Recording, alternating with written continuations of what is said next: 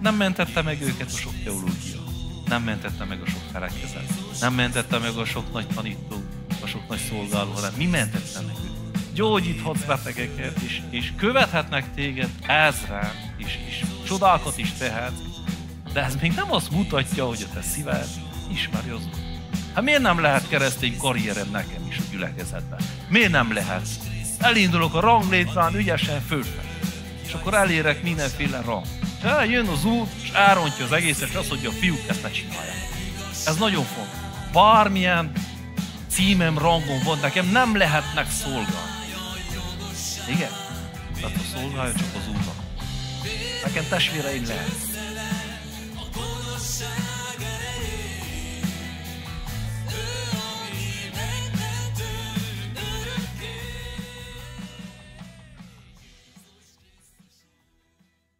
Nagy szeretettel köszöntelek benneteket. Atyám, köszönjük neked ezt a mai napot, Atyám, ez tőled van ez a nap is. Azért vagyunk itt, hogy a szívünket kitárjuk, Atyám, hogy légy benne az Úr, te legyél az Úr. Minden gondolat, minden indulat, szándék fölött te legyél az Úr, és nem akarunk tenni egy lépés sem, Atyám, annélkül, hogy ne rendelnénk alá a te uralmadnak, Atyám, azt a lépést, azt a gondolatot. Meg van írva, ejtsetek fogjul minden gondolatot, szándékot. És Atyám, mi oda szálljuk a testünket most neked. Oda tesszük a te trónodhoz, és engedjük, hogy uralkodjon a te szellemed. Atyám, szomjazzuk a te lelkedet. Atyám, azt akarjuk, hogy szólíts meg a mai nap. Szeretnénk, hogyha te igéd behatolna a szívünkben. Atyám, mert nincsen nagyobb kincs annál, mint mikor veled közösségben vagyunk. És Atyám, erre készülünk, hogy veled egyre inkább közösségben legyünk, hogy egy nap majd ott legyünk nálad. Amen. Nem akarlak letörni ezzel a képpel, de az igéhez ezt talált, úgyhogy ezt raktam ki. Imádkoztam az Úrhoz, hogy milyen igével kell ma szolgálnom, és Zerubábelnek a történetét adta az Úr. Zerubábel az egy rejtélyes figura a Bibliában, pont úgy, mint Melkisédek. Nem tudjuk, honnan jön és hova tart. Azt tudjuk, hogy mit mondott neki az Úr, és mi volt a feladata. Nem tartotta fontosnak a Biblia, hogy levezesse Zerubábelnek a történetét. Ma is vitatkoznak a teológusok, hogy most kinek a fia, unokája, rokona, azt sejtetik, arra a következtetésre juttak, hogy valami királyi leszármazott volt. Azt tudjuk, hogy bennem van a Jézusnak a családfájába bekerül. És ad az Úr neki egy ígéretet, és az ígéret úgy szól, hogy a templomot újra fel fogja építeni. Ő teszi le az alapkövet, és a zárókövet is ő fogja letenni. Azt tudjuk, hogy időrendi sorrendben, ha gondolkodunk, ez Izraelben az Ószövetségnek a vége. Izrael már kitombolta magát, felemésztette az összes királyát, amit maga választott. Profétákat, ha megkövezték, eltemették, akiket az Úr persze nem ragadott el, mint Illést, és Izrael népe a végére ér a történetnek. A második fogság után vannak, már kétszer fogságban voltak, és ez a babiloni fogság, ahonnan Círus elengedi a zsidókat, és azt mondja, menjetek haza, és építsétek fel a templomot. És Zerubábel volt az első csoporttal érkezik, ő vezeti az első csoportot, vissza Babilonból Izraelbe, és amikor hazaérnek, akkor ezt látják, ezt találják, amit ott láttok, egy szétrombolt templomot, leomlott falakat, lakatlan hely, kietlen volt nagyon, és rombolás, pusztítás látnak, és akkor szól az Úr igéje Zerubábelhez, az Zakariás 4, 6-tól 10-ig van megírva. Tehát a Zakariás könyv az Ószövetségben van, ott kell keresni, az utolsó előtti könyv. Igen. Annak a 4. fejezetében van, a 6-tól 10-ig. Erre így szólt hozzám. Az Úr igéje ezt mondja Zerubábelnek, nem hatalommal és nem erőszakkal, hanem az én lelkemmel, mondja a seregek Ura. Ki vagy te, nagyhegy? Síkságá válsz Zerubábel előtt. Ő teszi föl a zárókövet, miközben ezt kiáltják, áldás, áldás szálljon rá. Aztán így szól az Úr igéje. Zerubábel keze rakta le ennek a templomnak az alapját, és az ő keze fogja bevégezni. Akkor megtudjátok, hogy a seregek ura küldött engem hozzátok. Mert akik gúnyolódtak a kicsinykezet napján, azok is örülni fognak. Meglátják Zerubábel kezében a zárókövet. Az a 7 mécses pedig az Úr szemeit jelenti, melyek áttekintik az egész földet. Ez a profétának a szava Zerubábelnek a mécsesekről azelőtt beszél, lát egy látomást a proféta, és azt látja a proféta, hogy van egy mécses az Úr kezébe, és megkérdezi, hogy mit jelent ez. És akkor jön ez a profécia, hogy érdekes amúgy, hogy Zerubábel profétál, és a mécses pedig az Úrnak a szemeit jelenti, amely mindent áttekint a földön, minden szándék, minden terv, minden dolog ott van Isten szemei előtt. Nincsen olyan rejtett dolog, amit az Úr nem látna. Igen, ezért lopja el az ember a kalapját, amikor rejtegeti a szívébe a gondolatokat. És dédelgeti, azt hiszi, nem tudja senki azokat. De tudja, egy valaki biztos tudja, az, akinek a 7 mécses van a kezében. Az belát a szívünk legmélyére is, és tudja, hogy mi van benne. Az embereket meg lehet téveszteni, az embereket be lehet csapni, de az Urat nem. Azért nem lehet becsapni az Urat, mert messze fölöttünk áll, és mindent lát. Na most, hogy talál ez ide? Úgy érzem, hogy mi is ezt kell tegyük.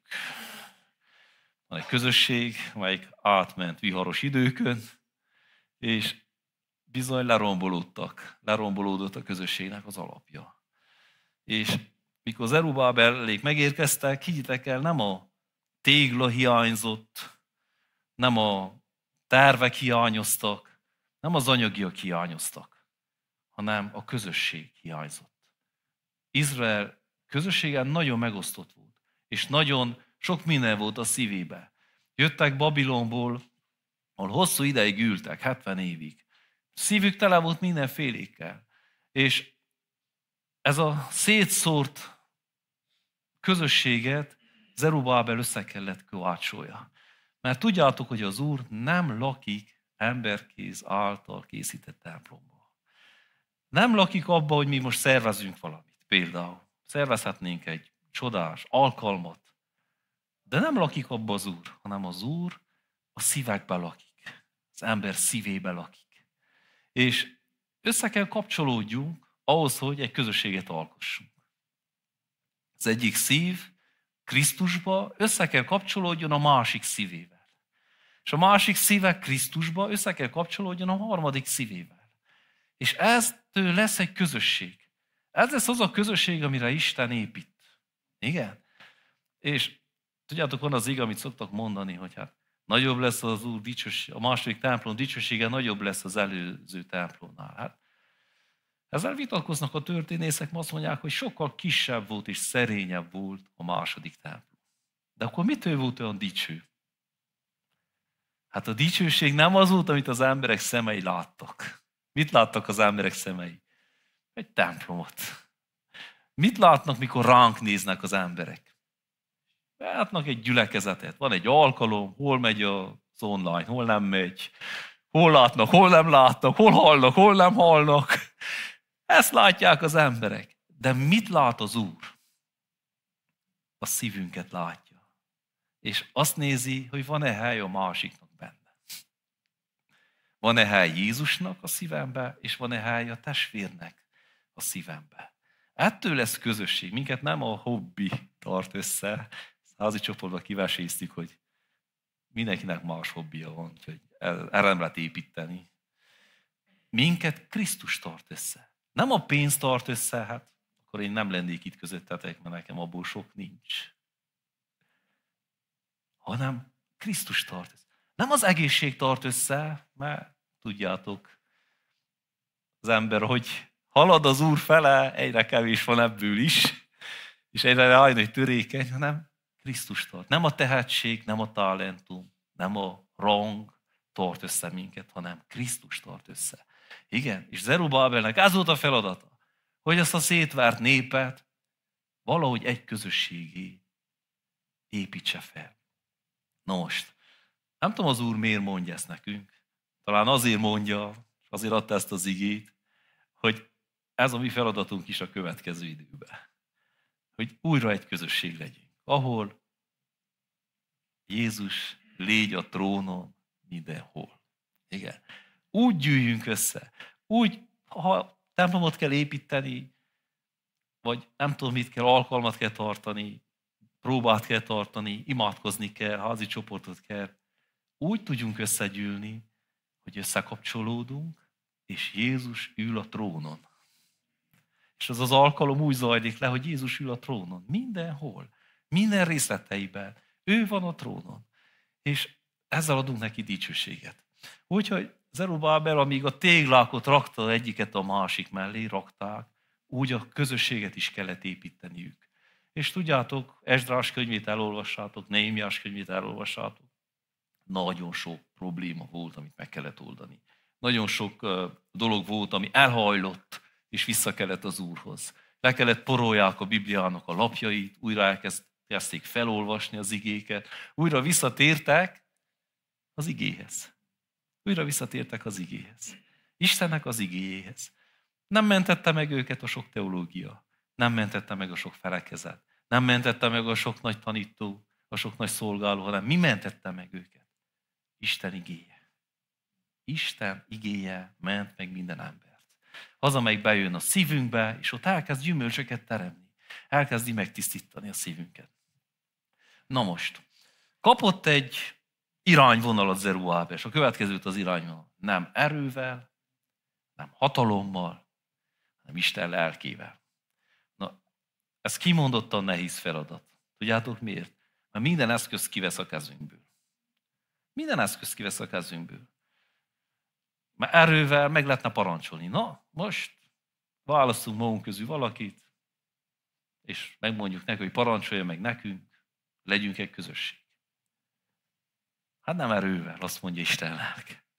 Nem hatalommal. Nem lehet senkit kényszeríteni. Lehet-e valakit kényszeríteni, hogy járjon a házi csoportba?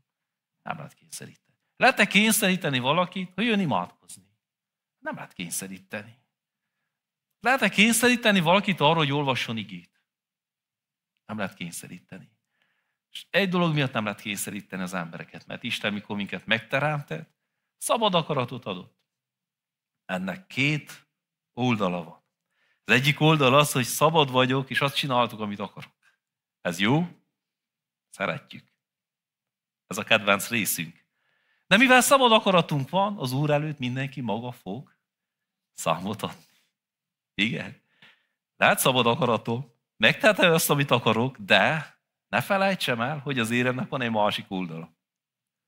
Amikor meg kell álljak az Úr előtt. És így nem lesz senkinek mentsége, úgy, hogy római mondja, római levélben mondja Pál, senkinek nem lesz mentsége az Úr előtt, mert ha elítél az Isten igéje, akkor a tetteim miatt, akit mit szabad akaratomból tettem, amiatt fog elítélni. Igen? És hogyha meg az Úr felemel, akkor megint azért, mert jól döntöttem. Igen? Jól döntöttem.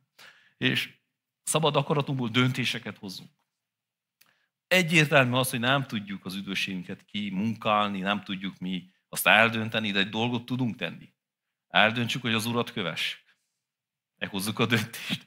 Eldöntsük, hogy minden dolgunk az Úrba megy véghez. Mit jelent? Minden dolgomat az Úrhoz viszem, és a Bibliában keresem a válaszokat. Keresem, hogy Isten mit akar nekem mondani. Ezzel, azzal, amazzal kapcsolatosan. Semmi nincs az életemben, amit nem vonok be Isten.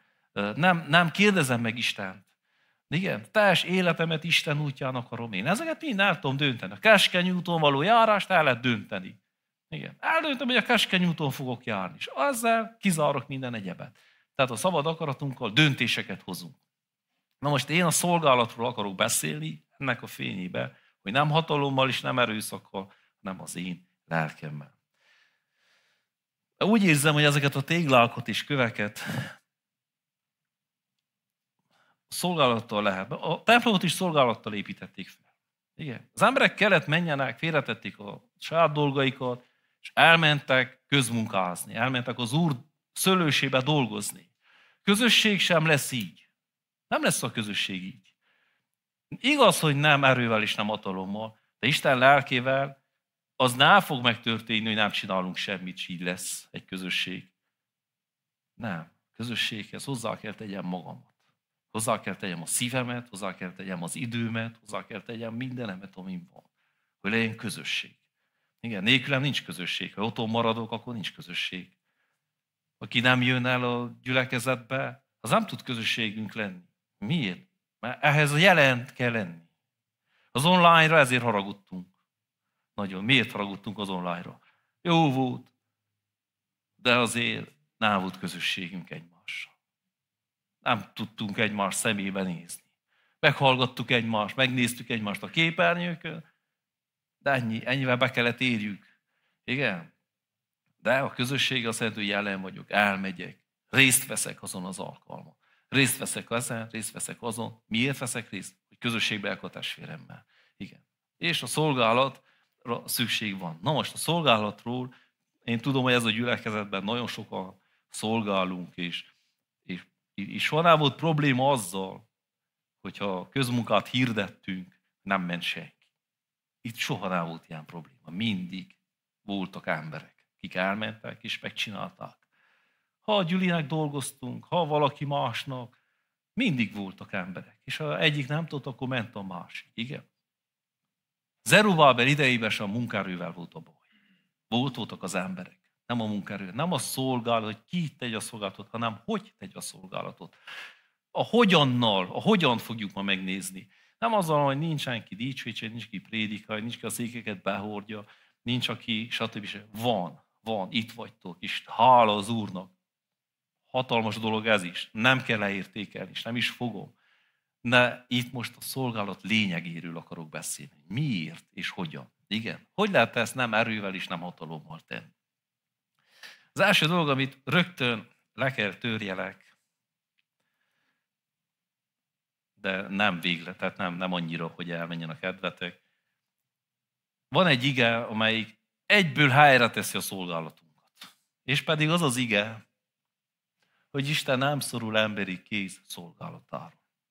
Ezt Pál mondja, mikor Athénben prédikál, és a következőképpen hangzik el. Abcsel 17, 24, 25. Az Isten, aki teremtette a világot, és mindazt, ami benne van, ki mennyek és a földnek ura, nem lakik emberkéz alkotta templomban. Nem szorul emberi kéz szolgálatára, mint a hiány szenvedne valamiből, hiszen ő ad mindenkinek életet, leheletet és mindent. Ezzel mit tesz helyre az Isten? Nem azt mondja, hogy tőle nem kell szolgálni, mert nincsen rá szükség, hanem hogy ne gondoljam én azt, hogy én vagyok a földnek a küldöke. Igen. Hogy körülöttem forog minden. Ha én nem menjek, akkor nem lesz semmi. Ezt szoktátok-e mondani?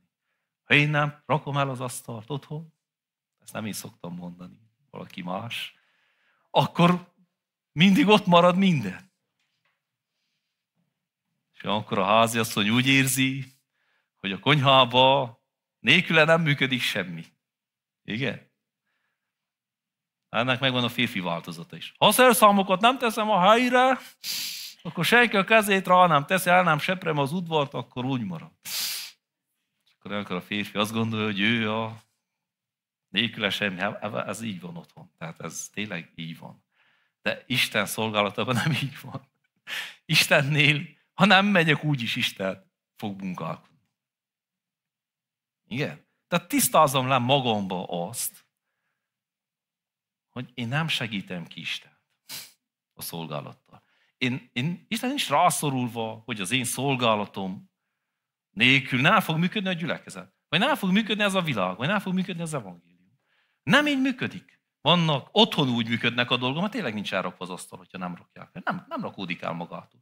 Nem seprődik el magától. Otthon így működnek a dolgok, munkáján így működnek a dolgok, de Isten szolgálatában nem így működnek. Igen. Ez azért van, ez az ige, hogy ne gondolj egyetlen szolgáló se, hogy nélküle nem működik Isten ország. Hogy Zerubábel ne gondolja azt, hogy nélküle nem épül fel a templom. De fel fog épülni. Miért? Mert Isten mondta. Ezért. Mert Isten mondta, ha Isten valamit mond, az meg lesz. Ha beállnak az emberek, ha nem állnak be az emberek. Mert mit mond? Azt mondja, hogyha Jézus azt mondja, ha ezek az emberek most nem dicsőítenék Isten, mikor ő vonul be Jeruzsálembe, akkor kik dicsőítenék? A kövek. Hát hogy mondhat ilyet Jézus? Azért mondhatja, mert Isten szava meg fog állni. Még akkor is, hogyha az összes ember ezen a világon azt mondja, nem. Mi aztán nem. És akkor azt mondja Isten, igen, ti nem, akkor a kövek következnek. Igen, és ők fogják elvégezni. Úgyhogy ez az első dolog, amit tisztázzunk le. Nem rajtunk, nem mi vagyunk a földnek a tengelye, nem mi vagyunk a szolgálatnak a tengelye. Lehet, hogy fontos szerep, lehet, hogy hiányolni fog, lehet, hogy megakasztasz, lehet, hogy most minden dicsőítő feladnás, leszállna innen. Szomorú lenne, nem? Tudom, hogy hiányoznék, főleg én. Szomorú lenne, de nem állna meg a dicsőítés. Nem lenne a dicsőítés, nem szenvednek kart, mert valaki elkezdené dicsérni az Urat, úgy, hogy tudja, és az lenne a dicsőítés. Igen? Az lenne a dicsőítés. És így tovább. Így tovább. Az ő keze tartja fel a dolgokat. És ajánlom mindenkinek, olvassa el Jobbnak a könyvéből a 38 és a 39. részt. Ez nagyon fontos tudni. Jobb úgy gondolja, hogy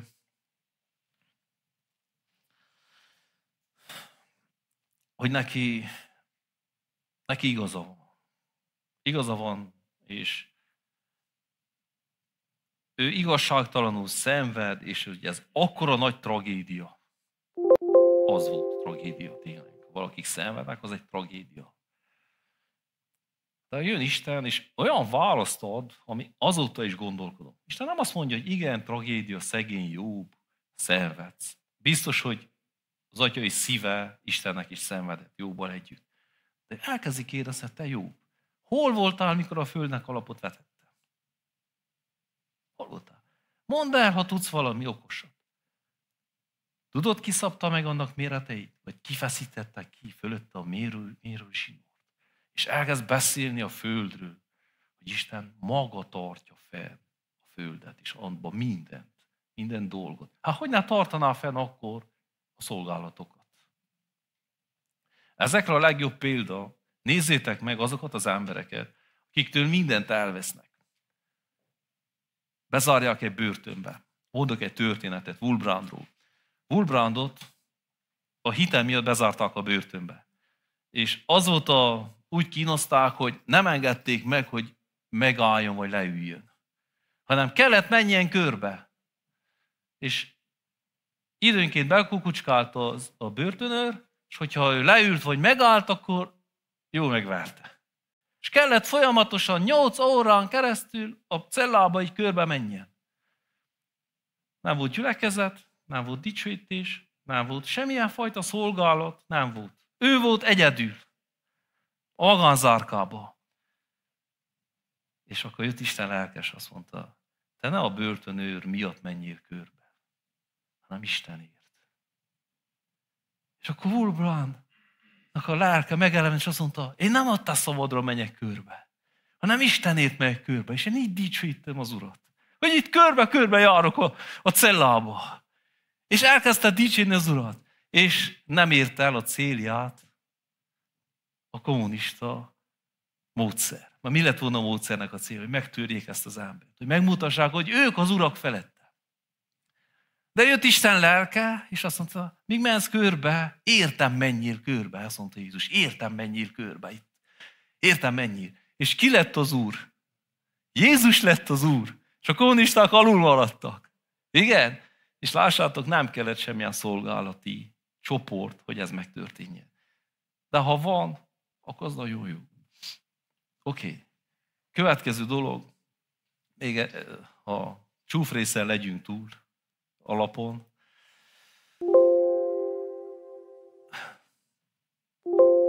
Nem minden szolgálat van az Úrtól.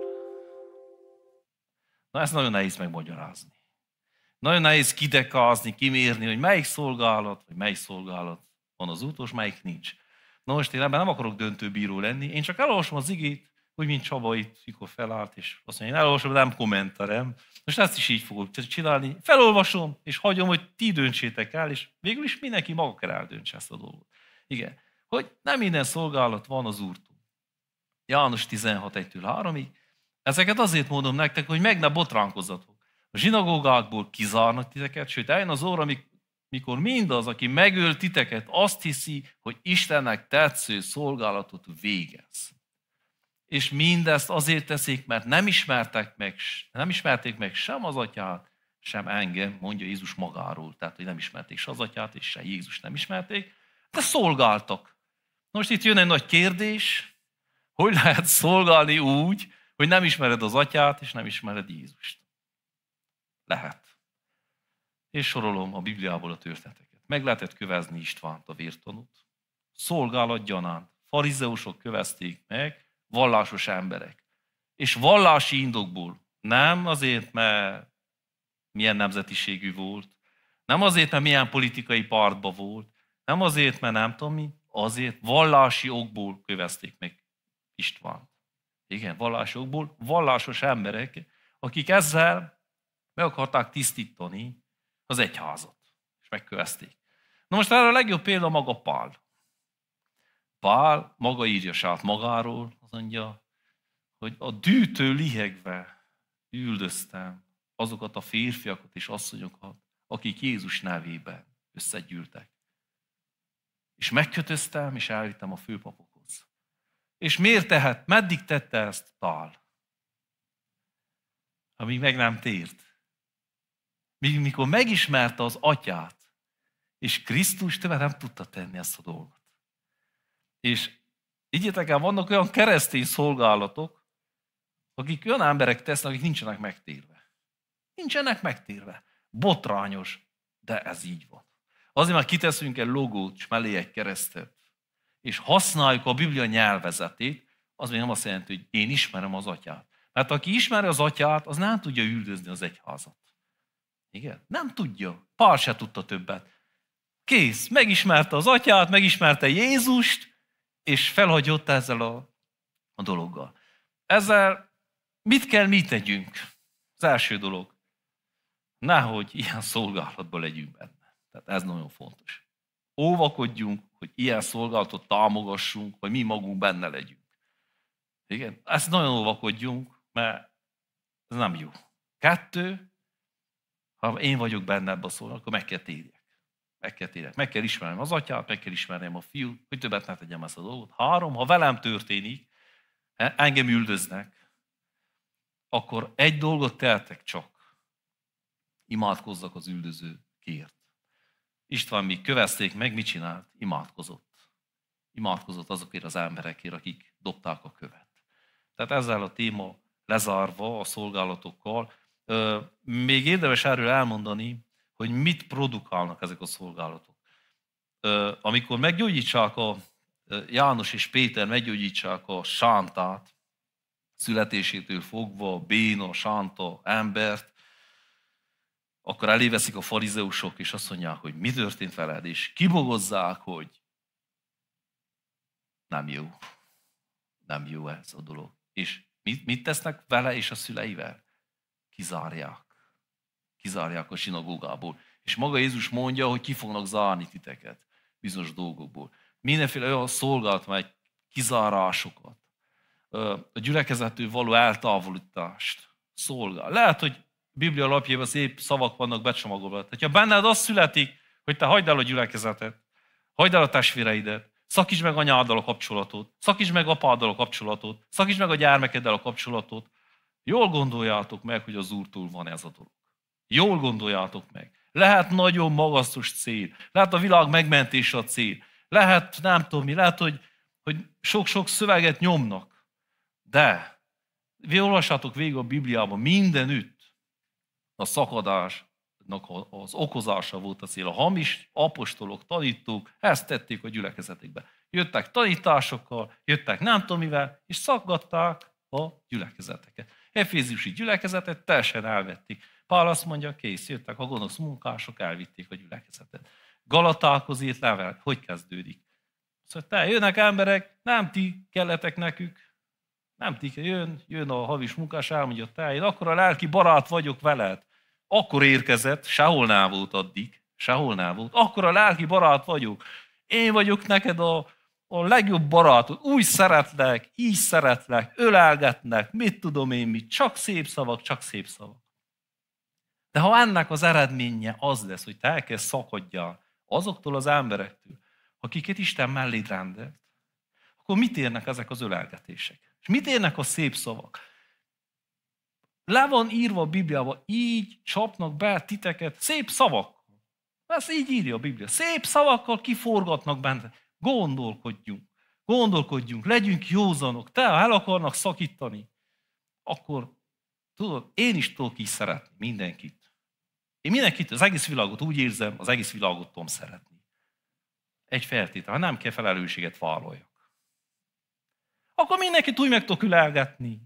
Teljes szívemből. De holnap, hogyha változik a helyzet, akkor azt mondom, hát testvérem, változott.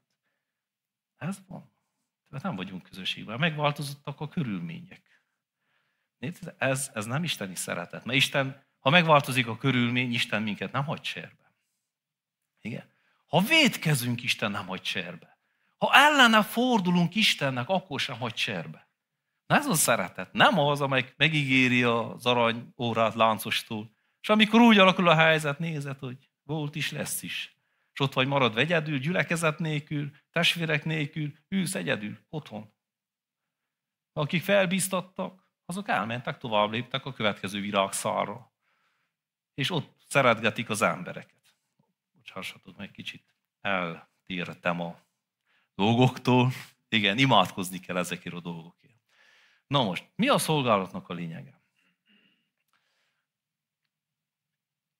Nem erővel és nem hatalommal. Szolgálatnak a lényege nem az, amit teszünk. Furán hangzik. Hanem amíg teszünk valamit, megismerjük Istent. Na most, azért, mert a szolgálatnak nincsen értelme. Mert maga a Biblia írja, azt írja, hogy a tanítás meg fog szűnni. Akkor én most mit csinálok itt?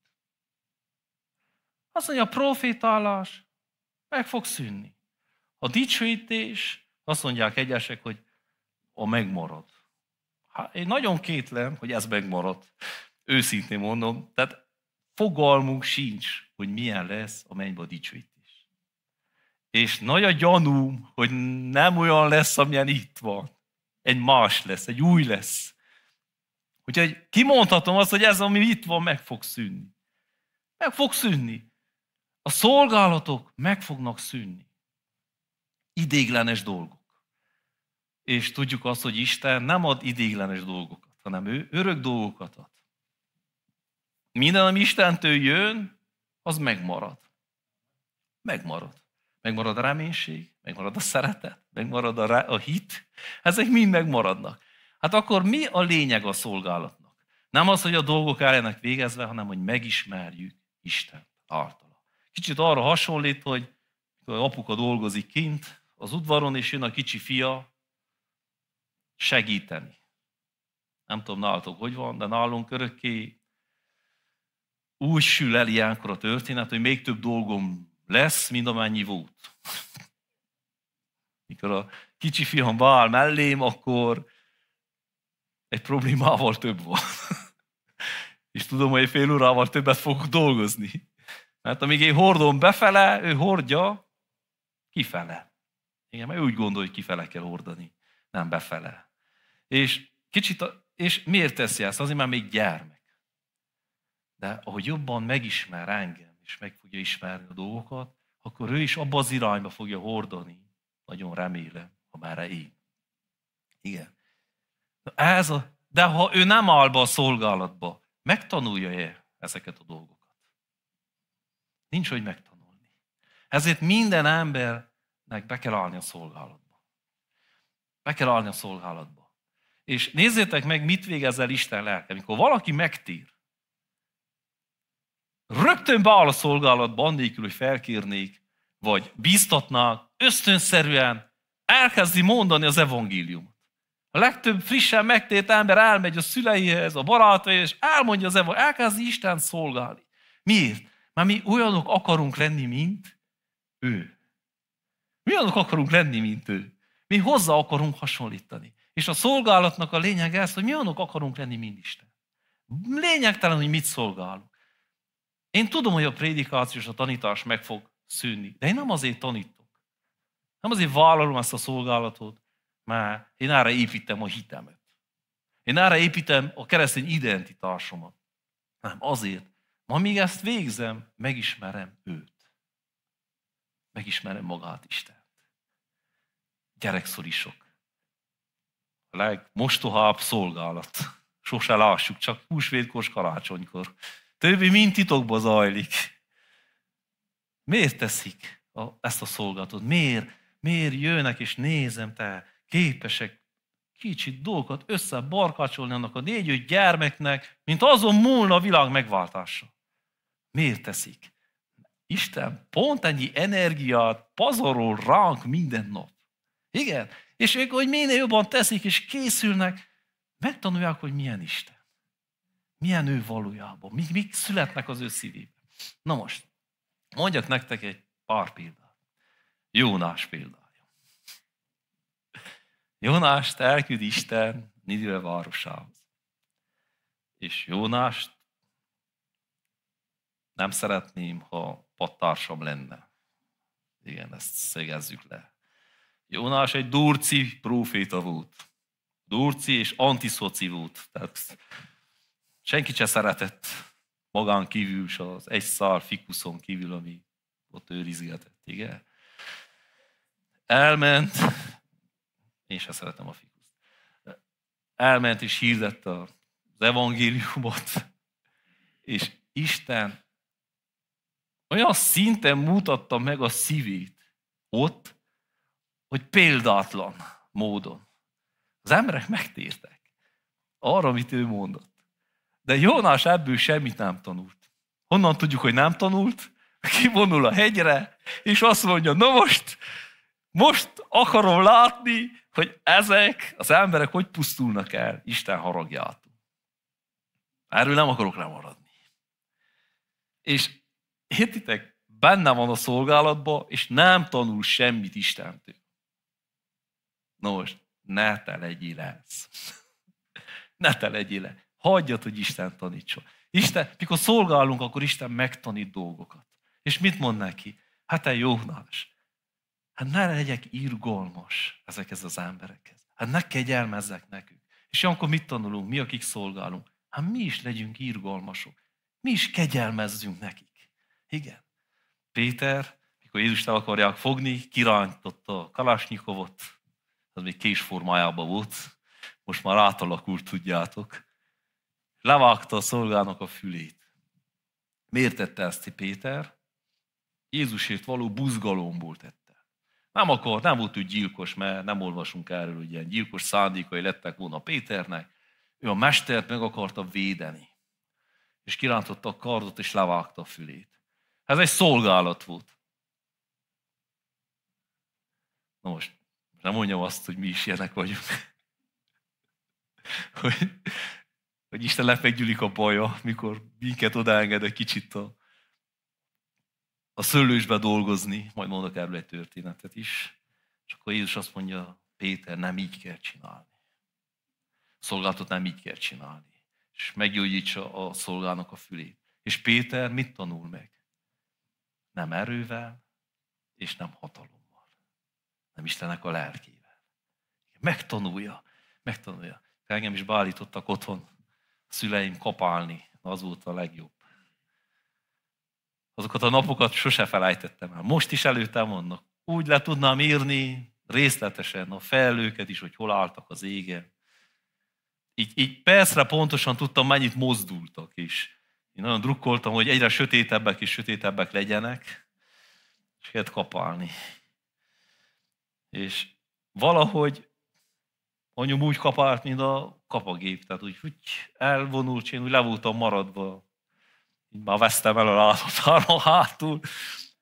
De az enyémnél minden második kukoricát kivágtam. Véletlenül. De ő egyet se vágott ki. És akkor már végig megszólított. És akkor végén már, hogy már annyit ne szólni, vissza is ültettem őket. Na, kb. Drága testvérek, csak azért mondom el, a mi szolgálatunk Isten országában is ilyen. Ne gondoljuk, hogy mi a nagy szolgálók vagyunk. Ha. Nem vagyunk a nagy szolgálók. Kis ügyetlen gyermekek vagyunk, kiket Isten tanít. És nem baj, ha kivágod a kukoricát. Igen, jön Isten, és megmutassa, te ne vágj ki. Ha visszaülteted, az is kiderült. Hát rögtön már délutánra kiderült, mert azok úgy elkonnyultak, tudját. Minden második úgy le volt ereszkedve a nagy kánikulával, és akkor kiderült a turpiság. Igen.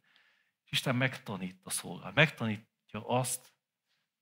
Nem azt tanítja meg, hogy dicsőítsünk például a dicsőítésben. Nem azt tanítja Isten, hanem hogy milyen szívünk legyen a dicsőítésben. Nem azt tanítja Isten, hogy prédikáljunk. Erre vannak tankönyvek, ott meg el lehet olvasni. Hanem milyen szívvel prédikáljunk. Nem azt tanítja Isten, hogy csináljuk a gyerekmunkát, csináljátok, magyarán, mert itt vagytok benne. Hanem milyen szívvel tegyétek. Nem azt mondja, hogy imádkozzunk, hogy jött valaki és mondta, rosszul imádkoztok. Itt mindenki rosszul imádkozik. És akkor mi van? Nem az számít, hogy imádkozol, hanem hogy milyen szívvel imádkozol. Van-e benned atyai szív? Van-e benned irgalom? Megindult-e a szíved azon a testvéren, aki bajban van például? Annélkül, hogy beírják a Facebook csoportba, hogy no kell imádkozni, mert baj van. Amikor meghallod a hírt, mi jön benned? Első érzés mi? Igen. Az imádkozókba irgalom és könyörület kell jöjjön. És elkezdják imádkozni, Uram, ha lehet, ha van rám mód, könyörülj azon az emberen. Igen. Sokszor meg voltam sértődve, hogy imádkozok valakiért, és fel se veszi. Ez, tudjátok, ez megint a kapálás, mikor kivágod a kukoricát. Nem kell felvegye. Hát miért? Isten hajszól beszél hozzánk, és mi fel se vesszük. Nem akarom magam. Ezzel nem fog példázódni, mert biztos, hogy ti egyből felveszitek. Hozzám elég sokszor kell szóljon, és valamikor berúgja az ajtót. Igen, az fáj. Az fáj, de Isten akarja hallatni a hangját. Valaki mondta, hogy karizmatikusok ott tartnak, mi is azok vagyunk, hogy egyfolytában ülnek az Úr előtt, és Uram, szólj hozzánk, akarjuk hallani a hangodat, és mit tudom én mi. De Isten mindig szeliden beszél. Mikor kinyitod a Bibliát, Isten nem kiabál. Nagyon szelíd, nagyon oda kell figyelj, és nagyon magadba kell szállj, hogy meghald, hogy Isten mit mond arra napra. Hogy Isten mit akar neked mondani. Na ez az az eset, amikor ez a normális. Ez a normalitás. Igen? De mikor Isten hangosan kezd beszélni, amit a karizmatikusok úgy vágynak, hogy kiabáljon le a mennyből, akkor azt jelenti, hogy nem halljuk, amit mond. Akkor te reggel nem hallottad, amit mondott. Amikor neked Isten külön exkluzív profétákat kezd küldeni, akkor már mély süketségbe szenvedsz. Igen. Úgyhogy most melyik hangot akarjuk hallani? Én azt mondom, hogy a szelíd hanggal elégedjünk meg. Ha hallod az Úrnak a szelíd hangját, és van bennem érzékenység, akkor azt jelenti, hogy a szívem oda van hajolva az Úrhoz, ott van, és hallja, amit mond. Akkor beszél Isten hangosan, amikor mi elcsangáltunk. Sokszor mondták az emberek, hogy szólt az Úr, és utána megerősítette, és még egyszer megerősítette. Hát miért erősíti meg? Már nem hallottad az előzőt. Azért erősíti. Még adott egy csodát is. Akkor a nagy... Hát ez nem karizmatikus dolog, ez az süketség. Ez süketség. Azt jelenti, hogy te nem veszed a lapot, nem hallod, amit Isten mond neked. És Isten jön utánad is, és egyre hangosabban és hangosabban beszél hozzád, hogy fiam, a végét megnyomja. Igen, halld meg, amit akarok mondani. Még mondok gyorsan 2 példát. Pálnak a példája. Pál, mikor elment misszióba, János Márkot hazaküldte. Azt mondta, itt gyönge embernek nincs helye az én szolgálatomban. Aki nem tud muzsikálni, annak nincs helye a szolgálatomban. Ugye? Ha én nézek Dávidra, mert ő jobban tud bírni jutna, úgyhogy nem őző eset. Aki nem tudja így, aki nem tudja, hogy Pál is egy kicsit felvágóskodott. Ő úgy gondolta, hogy most már nagy szolgáló, már meggyógyított 3 beteget, és mit tudom én mi. De kiderült, hogy az ő szívem nagyon messze van még az Úr szívétől. Kiderült ez a dolog. Gyógyíthatsz betegeket, és követhetnek téged ezrek, és csodákat is tehetsz, de ez még nem azt mutatja, hogy a te szíved ismeri az Urat. Nem mutatja ezt a dolgot, hanem azt mutatja, hogy Isten ajándékot adott az embereknek. Ezt mutatja. Ez nem arról szól, aki csinálja, hanem Istenről szól. Elteltek az évek, és Pál megtanulta a szolgálatban. Miután egyedül maradt Athénban, amikor bezárták, és nem volt kivel dicsőítsen, nem egyedül volt a római börtönben, akkor mit tanult meg Pál? Írja a levelet. Lukácsnak írja, azt mondja, hozd el a tekercseket, hozd el a köppenyemet, amit elhagytam a múltkor, és hozd el János Márkot. Szüksége van rá. És ki volt ez a János Márk, akit Pál hazaküldött? De Pál megtanulta a szolgálatban, hogy milyen Istennek a szíve. Igen, ne zárt ki a testvéredet. Még akkor se, ha egy kicsit ügyetlenebb, mint te. Még akkor se, hogyha úgy gondolod, hogy na, ez inkompetens. Na, ez így, na, az úgy. Ez még változhat. Igen. Mert Isten megváltoztatja a szívét. És Pálnak megváltoztatta Isten a szívét. Mit tanult meg a szolgálatból, hogy szüksége van a testvérekre? Utolsó példa. Márta. Sürgölődött forró. Márta olyan szolgáló volt, amit nagyon sokan tudnék példázódni. Égett a keze alatt a munka. Nem olyan volt, mint én, hogy 10 perccel az előtt érkezik, vagy akkor se. Igen, itt volt idejében. Bepakolt mindent, rendbe rakott mindent, elindított mindent. És Márta ezt megelégelte egy nap. És azt mondta az Úrnak, Uram, ez így nem munka. Ez így nem munka. Hát szólj ezeknek az álmodozóknak. Én Máriára gondolt. Szólj, hogy jöjjenek segíteni. És akkor ad az Úr egy leckét neki, és azt mondja, Márta, Márta, sok mindenre van gondod. De ez az álmodozó a jobbik részt választotta. Hát milyen igazságtalan. Hát most, hogy mindenki a jobbik részt választaná, itt nem lenne semmi. Értitek? Itt nem lenne berendezve a terem. De ezt nem így kellett érteni. Hanem ennél fontosabb az, hogy az Úrra figyelj. Te ne azért gyere vasárnap, hogy termet rendezzünk. Azt is meg kell tenni. Azért gyere, hogy az Úrra figyelj. Igen, az Úrra figyelj. És amíg teszi az ember a szolgálatot, az Úrra kell figyeljen. Nem arra, amit tesz. Nem arra, amit tesz, hanem az Úrra kell figyelni. Az Úr beszél hozzá. Oké. És most jön a lényeg. A szolgálat, mikor készültem, rákerestem az interneten a szolgálatokra, hogy lássam, hogy gondolkodnak az emberek. És nagyon érdekes, tehát az egyháznak nagy része a szolgálatokról úgy gondolkodik, mint valami hierarchiáról, hogy valami diagramról, ami működteti az egyházat, hogy vannak szolgálatosok, az működteti az egyházat, és akkor vannak fontosabb szolgálatok, és vannak nem fontosabbak, és vannak felettes, van alatta, és van mellette, és egy ilyen, úgy néz ki, mint a katonaságban. A 10., a 100., a generális, akkor le végig egy ilyen ranglétrát írnak le sokszor, és olyan a katonaságban. Kicsit a szolgálatok. És akkor a végén még van ilyen, hogy vannak szolgálati ajándékok, azok már nem is emberek, hanem ilyen ajándékok, guruk. Akik nélkül aztán végképp nem működik semmi. És én azt nem tudom, hogy ez így helyese, vagy ez így oké, mert ez így az interneten így van. De hogy van a Bibliában? Minket igazából nem az érdekel, hanem az, hogy mit ír Isten igéje. Mit ír Isten igéje. És akkor volt ilyen, hogy jött valaki, és sógosan azt mondta, hát figyeljetek, én akarok szolgálni, de itt minden hely foglalt. Gyerek szólni fullba, az imacsoportban nincs kedvem, nincs elhívásom imádkozni, ott mindig üresek az éget, oda lehet menni. Ott az nem az én szolgálatom. Dicsőítésben mennék, de annyian vannak, alig félnek el két sorba. Nincs mit szolgáljuk. És ez így tényleg így van, hogyha ezt a hierarchiát nézzük. Nagyon nehéz. Nagyon nehéz feljutni. Nagyon nehéz bejutni. Olyan, mint hogyha a néptanácsba akarná dolgozni.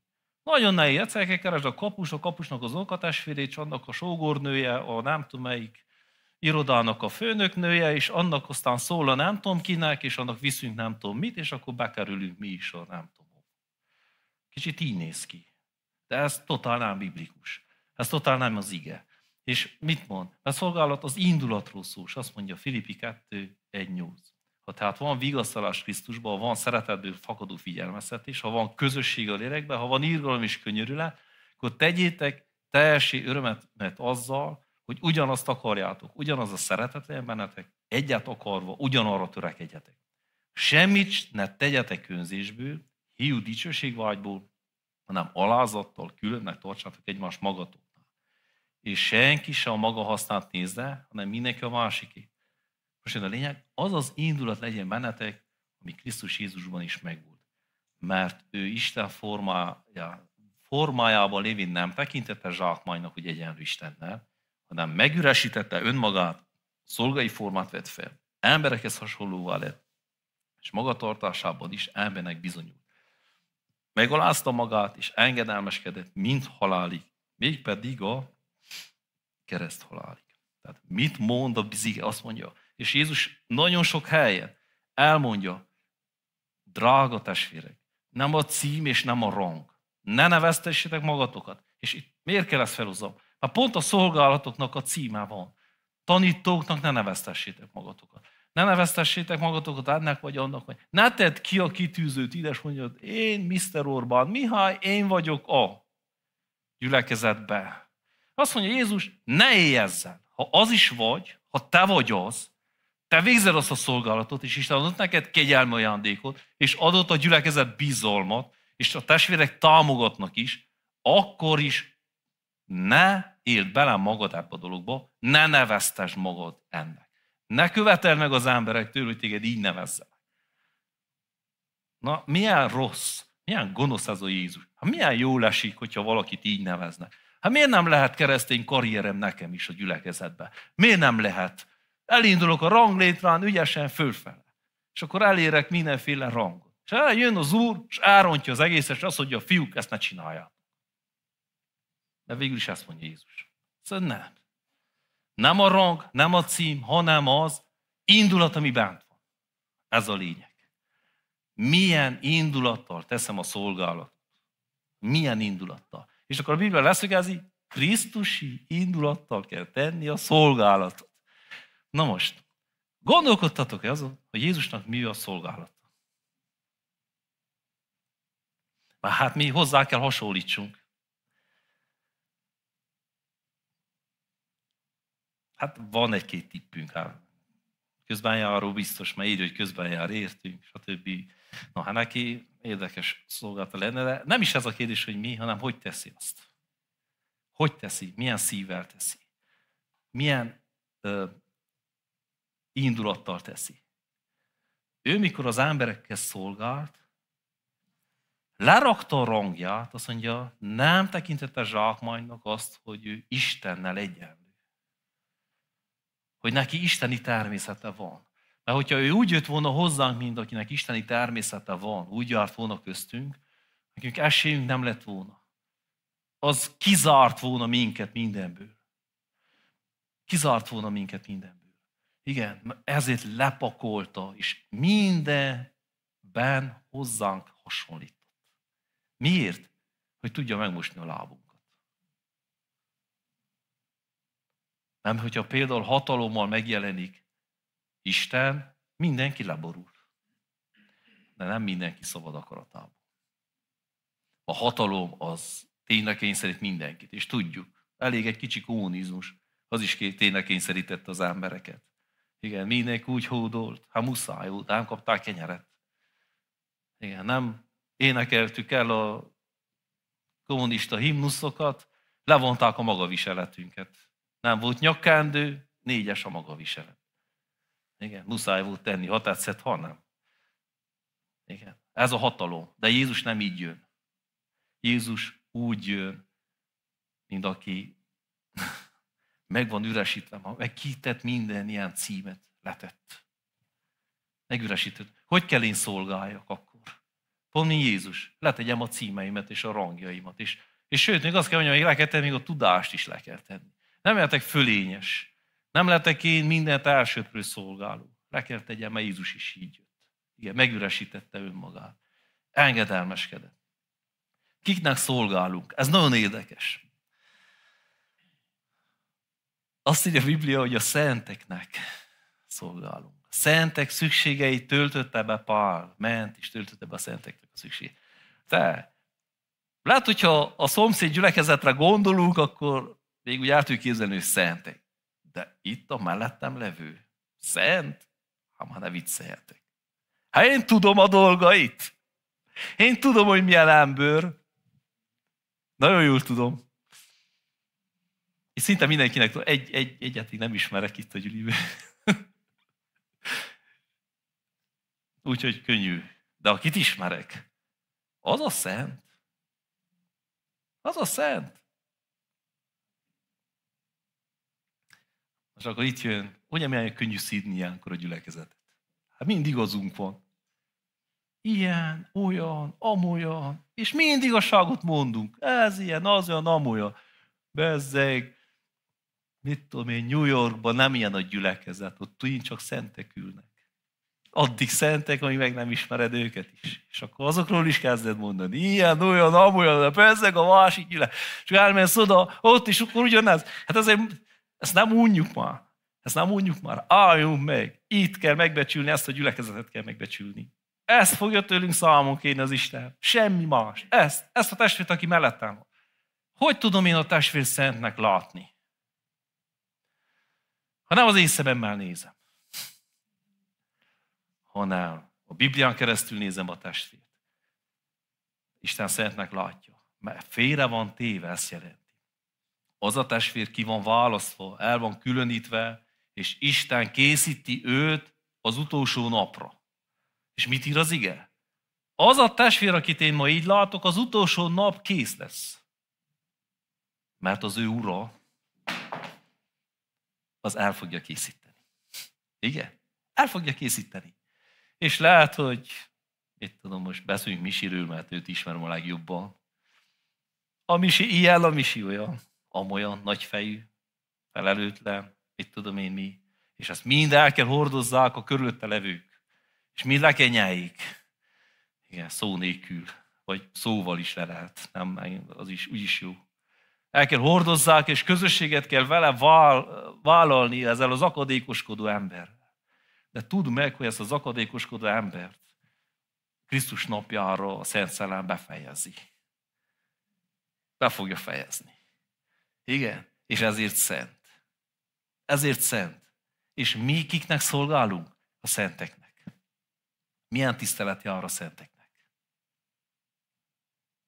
Ugyanaz, mint Jézusnak.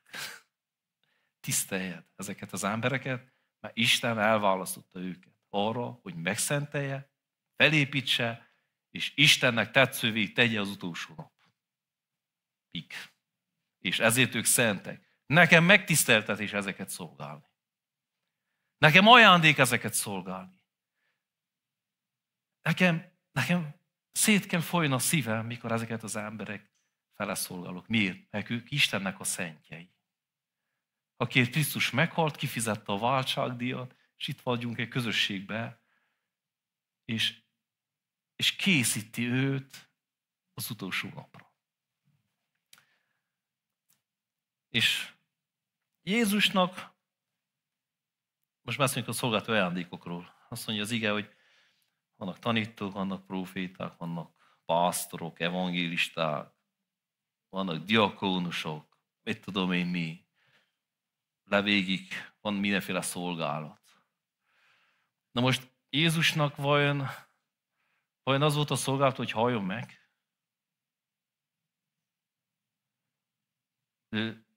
őt erre teremtette az Isten, most bocsánat, tehát, hogy rosszul fejezem ki magam, hogy teremtette, de hát valahol kezdetben volt az Atya. Neki ez az elhívása Jézusnak, hogy ő azért volt, hogy halljon meg. Nem. Meg vagy győződve, hogy nem. Na most miért mondom ezt a dolgot? Jézus beugrott. Van egy történet a Bibliában, amikor azt kérdezi Isten, kit küldjünk el?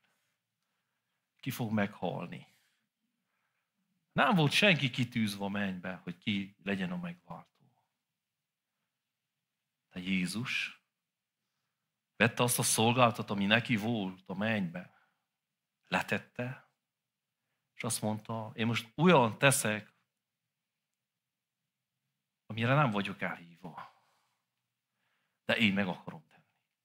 Meg akarok halni ezekért az emberekért. Letett minden rangot, címet, és egy szükséget betöltött. Szükség volt, hogy meghalljon, értünk? Nagy szükség volt. Hát ha nem halt volna meg, értünk, akkor nem lenne reménységünk. Hát hogy feküdnénk akkor este le? Úgy, hogy nem tudjuk, hogy hova jutunk. Így most úgy tudunk lefeküdni, hogy tudjuk, hogy hova jutunk. Ha nem kelnék fel reggel, én tomolykor az Úrral leszek. Igen, így fekszek le este. Le tudom tenni a dolgaimat. Igen, de miért? Mert Jézus betöltött ezt a szükséget. Szolgált felénk, és az életét adta értünk. Az életét adta értünk.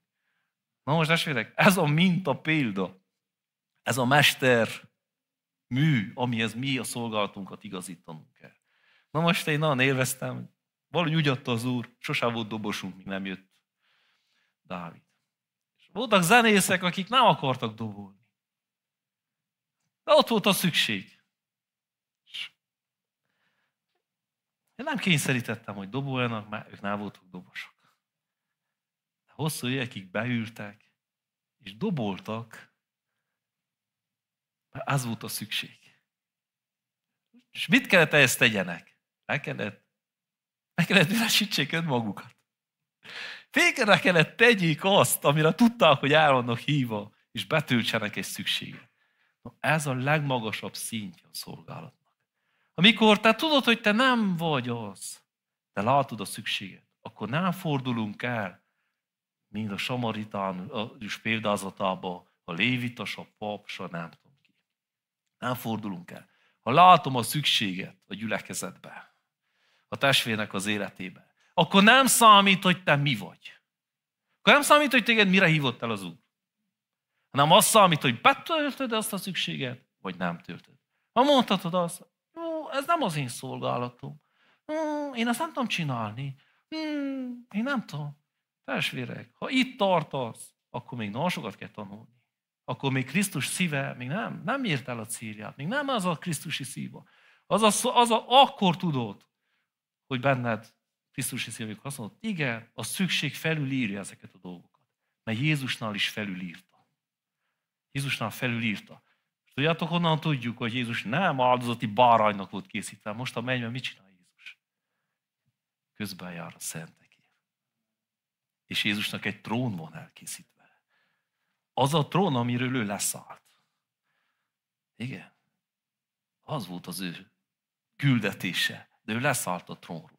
Úgyhogy mi is sokszor le kell szálljunk. És az, hogy te, nem vagyok ima harcos, nem vagyok ima csoport, de ha szükség van, akkor te menjek.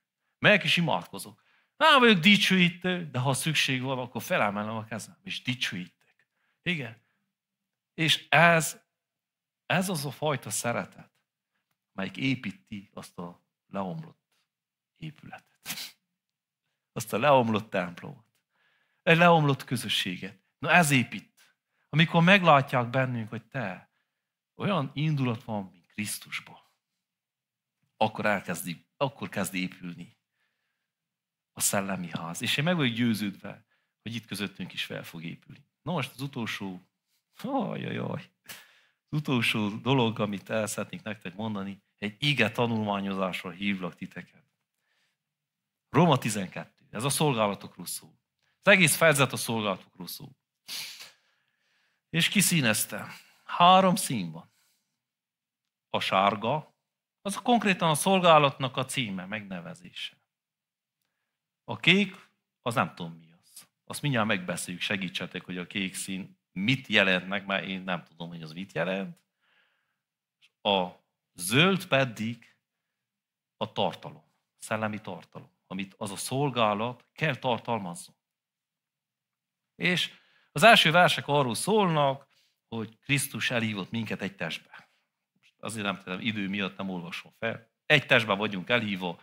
Sok tag van, de minden tagnak nem ugyanaz a feladata, nem ugyanaz a szolgálat. Ez eddig rendben van. Igen, nem ugyanaz a szolgálat.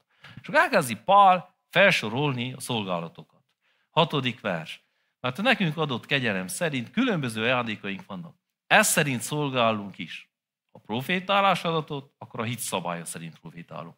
Ha valamilyen más szolgálat adatot, akkor abban a szolgálatban munkálkodjunk. A tanító tanításban, az előjáró az igyekezetben, a buzító buzításban, az adakozó szerénységben, az előjáró igyekezettel, és a könyörülő pedig jókedvel. Na most, hol kell mi váltsunk egyet az eszünk fazakán? Mikor a Biblia szolgálatról beszél, akkor meg kell nézzük, hogy miről beszél. Többet. És miről beszél kevesebbet. Amiről többet beszél, az a lényeg. Amiről kevesebbet beszél, az nem lényeg. Az valami kiegészítés. Igen. Nem azt mondom, hogy szükségtelen, de nem az a lényeg. Isten nem azt keresi bennünk. Na most, az egész 12. fejezetben Pál magát a szolgálatokat 3 versbe pontatlanul lerendezi. Miért pontatlanul? Hát tudjátok a szolgálatokat, a listát tudjátok, nem? Nem tudjátok, még rosszabb. Tehát vannak proféták, vannak tanítók, vannak evangélisták, vannak pásztorok, vannak diakónusok, vezetők, dicsőítők, imádkozók, gyerekszólisok. Valamit hagytam meg ki. Útban állók, ajtóban állók, kasszások, WC takarítók, mit tudom, milyenek? Hangtechnikusok vannak, és mindenféle technikusok, berendezők, kirendezők. Tehát hosszú a lista, csak egy baj van, hogy Pál nem tudja. Pál nem tudja a listát. Fogja magát, megnevez 3, amiből 2 még úgy, oké, és a 3. az előjáró. Hát, azért sárgáztak, mert az vezetőkről lehet szó. És a többiről azt mondja, ha valamilyen más szolgálat adatot. Hát ez a Pál hogy akar így tanítani, ha nem tudja a szolgálati listákat? 3 versben lerendezi. Azt mondja, ha valami más szolgálat, az olyan, hogy stb. Tudjátok, amikor stb. Írunk, már azt is unjuk, hogy felsoroljuk. Csak oda teszi a diák, hogy stb. Pont. Igen, no Pál ezt sem, ma unta, hogy felsorolja sokszor, oda tette egy stb-t. Miért unja? Miért nem szolgál? Miért nem tér ki rendszeresen úgy, mint egy diagrama, mint a katonaságban vannak ezredesek, tizedesek. Nem voltam katonozni, nem tudom ezt sem. Igen, és végig lesorolják egészen, azt hiszem a 10. a legkisebb rang, ugye? Kik voltatok katonák? Hogy? A közkatona, az a legkisebb. Utána már csak a lőtéri kutya jön, tehát közkatona a legkisebb. Igen. De Pál nem tudja. És akkor még betesz ide a buzdító. Na ez milyen szolgálat? Van ilyen szolgálat, hogy buzdító? Vagy adakozó? No tessék. Adakozó. Imádkozó. Az Úr azt mondja, na, mi sitál vagy az adakozó? Akkor fizethetem a sok számlát a gyülekezet után. Ha? És aztán az utolsó kék, az viszi a prímet. Könyörülő. Na ez milyen szolgálat a könyörülő? Bejön valaki az ajtó, és megkönyörül rajtunk. Szegények. Megint összegyűltek most. Mert ezek nem szolgálatok, hanem tartalmak.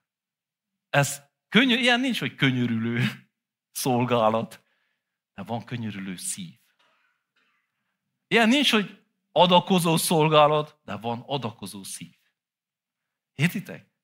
Ilyen nincs, hogy buzdító szolgálat, de van buzdító szív. Olyan ember, aki mindig erővel jön a gyülibe, és azt mondja, púj, Lajos, szedd össze magad! Nem, mindig össze van szedve, csak most példázódok vele. Nem ülhetsz így, mint egy vizes tyúk. Az Úrnak a napja, tedd félre a problémáidat, emeld fel a kezed, dicsérjed az Urat, most ne gondolj magadra. Na ez a buzdító. Odaáll melléd, megjön az életkedved. Ez jelenti a buzdító. Ez nem egy szolgálat, ez egy szív ott bent, valakinek a szíve. Igen, és Pál a kettőt összemossa. A szolgálatokat ezekkel összemossa. Nem miért mossa össze? Azért, hogyha tovább olvassuk a Róma 12-t, rájövünk, hogy nem ezek számítanak, hanem a tartalom. Nem az számít, hogy milyen szolgálatot végzek, hanem hogy mi jön ki. Mi jön ki? Mi jön ki? Milyen tartalmat hordoz az a szolgálat? És hogy Pálnál egyetlen egy listát csak kapunk, még van az Efézusi levél, az is hiányos. Mert nem számít, hogy milyen szolgálat vagy. Nem számít, hogy mit teszel a gyülekezetben, hanem hogy milyen szívvel teszed azt. És akkor nézzük meg ezt a dolgot. Igen. 9. vers. Itt látjátok, minden zöld. Mert innen Pál elkezd beszélni a lényegről. Magáról a szolgálatnak a lényegéről. És pedig a szeretet ne legyen képmutató. Az előbb beszéltem a képmutató szeretetről, be is mutattam. Tehát ne legyen képmutató. Iszonyodjatok a gonosztól, ragaszkodjatok a jóhoz. A testvér szeretetben legyetek egymás iránt gyengédek. Gyengédek. Tehát úgy szolgálj a testvérnek, hogy mutassad, hogy gyenge, emberséges vagy vele. Emberséges vagy. Ez jelenti, hogy gyengéd. A tiszteletadásban egymást megelőzőek. Hát mi tanúi voltunk egy pár ilyen tiszteletadásnak. Most idézőjelbe tettem a tiszteletadást. Igen. Ezt meg kell tanulni, hogy megadjam a tiszteletet mindenkinek a gyülekezetben. Ezt meg kell tanulni. Miért adom meg a tiszteletet mindenkinek? Azért, mert én a szenteknek szolgálok, olyan embereknek, akiket Isten kiválasztott. Igen? Kell-e tisztelni Istennek a munkáját? Igen. Hogyha valakiben végzi Isten a munkáját, akkor én tisztelem azt a munkát. Igen, nem rontom el, nem botránkoztatom meg, nem rombolom le. Igen. Szolgálatkészségben fáradhatatlanok. Lélekben buzgók, az Úrnak szolgáljatok. Na ez egy kulcsmondat. Én tudom, hogy a szolgálat nagyon nehéz. De ezt mondja a Biblia, az a mérvadó, hogyha valaki fáradhatatlan a szolgálatban. Azt jelenti, hogy csinálja, ha esik, ha havaz, az Úrnak végzi ezt a dolgot. És ott a lényeg, az Úrnak szolgáljatok. Ez nagyon-nagyon lényeges dolog. Bármit teszek itt a gyülibe, bármit teszek, azt az Úrnak teszem. Azt nem nekem, azt nem neki, hanem az Úrnak teszem. Igen, az Úrnak teszem. Embereknek szolgái ne legyetek. Embereknek ne legyetek a szolgái. Mi nem igazhatunk le testvéreket szolgai sorsra. Én, mint a dicsőítő vezető, nem alázhatja meg a dicsőítőket. Nem az én szolgáim. Nem lehetnek az én szolgáim. Esetleg én az övék. Igen, az lehet. De ők nem lehetnek. Nekem nem lehet szolgám a gyülekezetbe. Ez nagyon fontos. Bármilyen címem, rangom van, nekem nem lehetnek szolgáim. Igen? Tehát a szolgája csak az Úrnak van. Nekem testvéreim lehet. Következő dolog. Reménységben örvendezzetek. Nyomorúságban legyetek kitartóak. És az imádkozásban álhatatosak. Amikor a reménység igéit halljuk, akkor örvendjünk. De amikor nyomorúság van, akkor nem futunk el. Nem futunk el, hanem kitartunk. Mert eljön az Úr, és meg fog szabadítani. És az imádkozásban álhatatosak. Hát magamra ismertem,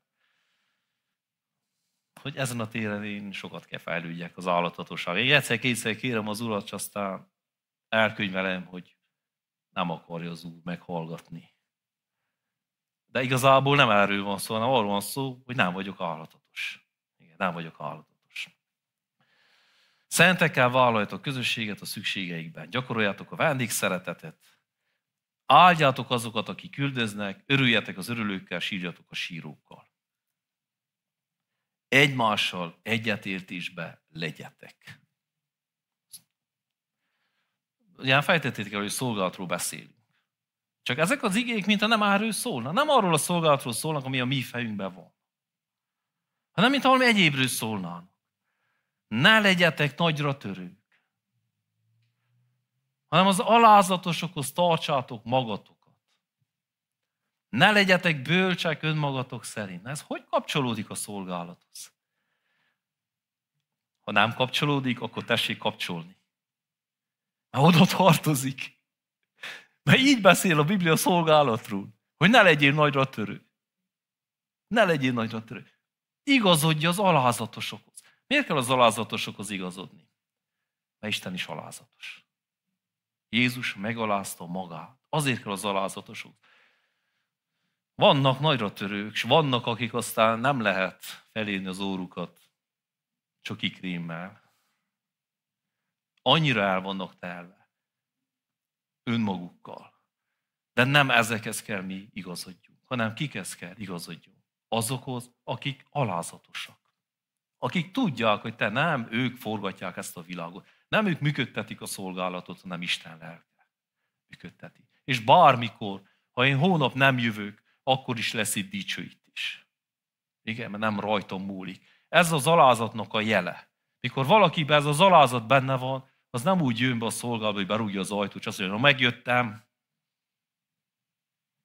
Semmi taps, újongás. Hát megjött a kis mindentudó, és a kis csillag születik. Hát nem erről van szó. Megjöttem, és nagyon köszönöm, testvérek, hogy együtt szolgáltok veletek. És nagyon hálás vagyok, hogy együtt szolgáltok veletek. Mert ez egy krisztusi indulat. Ez Krisztusban ugyanilyen ezek az indulatok vannak. Tovább.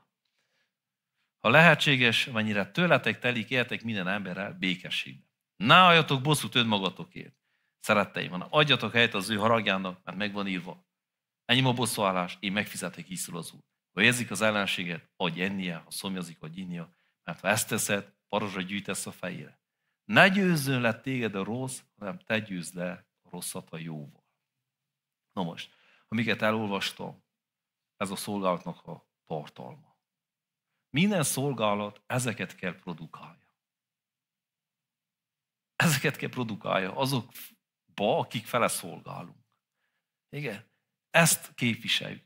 És itt nem a rangokról, és nem a címekről szól, hanem a szellemi tartalomról szól a szolgálat. Ez a szolgálatnak a lényege. És ahogy láttátok, szinte az egész fejezet a lényegről szól.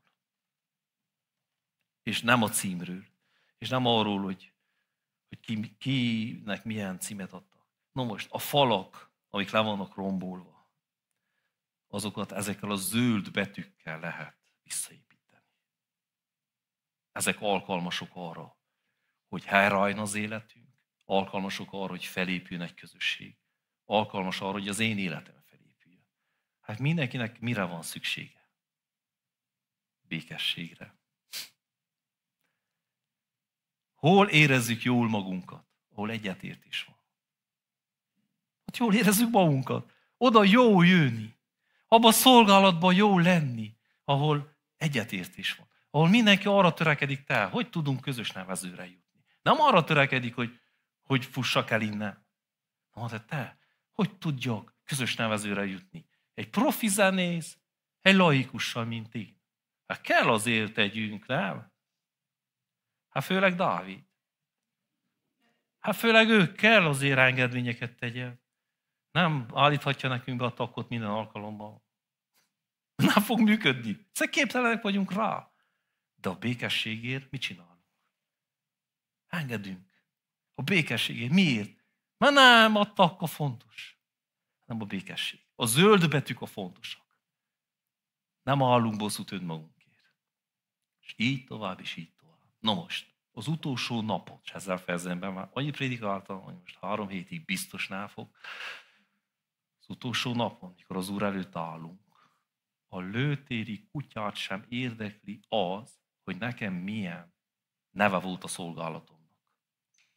Ellenben egy dolog fog érdekelni mindenkit, hogy milyen nyomokat hagytam a másikba.